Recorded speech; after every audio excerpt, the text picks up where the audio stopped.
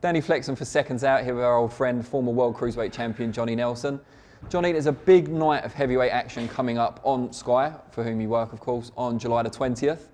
We'll start with the main event. Dillian Whyte, Oscar Rivas. Before we get into the nuts and bolts of the fight, how much sympathy do you have with Dillian Whyte that he hasn't yet had his world title shot? You know what, Danny, I really feel sorry for Dillian Whyte because he's managed to change the opinion of the public around to back him.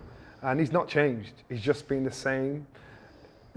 Rude, straightforward, straight talking, he'll drop you in it fighter. And he's grown on me. I like Dillian Whyte because he's one of the few fighters. He reminds me of a Joe Frazier that wants to fight everybody and anybody. He doesn't care about, well, if you wait, this will happen. He's saying, just get me a fight. I think this layoff for Dillian Whyte has been would have been so frustrating for him.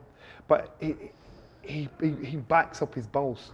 He'll get in with anybody. And I know that because at times he sent me a personal message, a private message saying, what do you think between this opponent and that opponent? I'm looking thinking, Jesus, you don't have to fight any of these guys. He just wants to fight because he really believes he is one of the best fighters in the world now. And once you've got a fighter that thinks like that, he's a dangerous fighter because he thinks it's his destiny to be in your shoes. And so that's why it's convenient for the powers to be, the fighters, to just subtly ignore him. I get that. He's in the who needs him club. He's too fresh, he's too hungry, he's too young, he's too much to have a handful. I totally get it.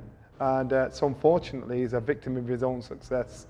And but when he gets in that position where fighters have to fight him, that will change. Right now, you know, the politics of our game and the fact that they're happy to ignore him. Oscar Rivas, he was a good amateur, skillful, all-rounder. Got Bryant Jennings out of there in the final round last time out. It was not particularly impressive performance until that final round, it should be said. What does he bring to the table, and can he upset the apple He's got athleticism. I think he looks like a cruiserweight. So he'll have pace, he'll have energy, he'll have fitness, he'll have ambition when he gets in close. I want to see how he handles the power of Dillian Whyte. Dillian's got extraordinarily long arms. You look at him, you don't think his arms are that long, and he wants to fight. So he will make you fight for your dinner, and so therefore I think he'll look on to trying to outbully Dillian for the first 4 rounds, and then he'll realise he's got to take his time here. Might step off the gas midway through, gets to the back end of the fight, might try and step it up again. He's going to depend on his fitness, speed and agility. Will he make it to the back end of the fight?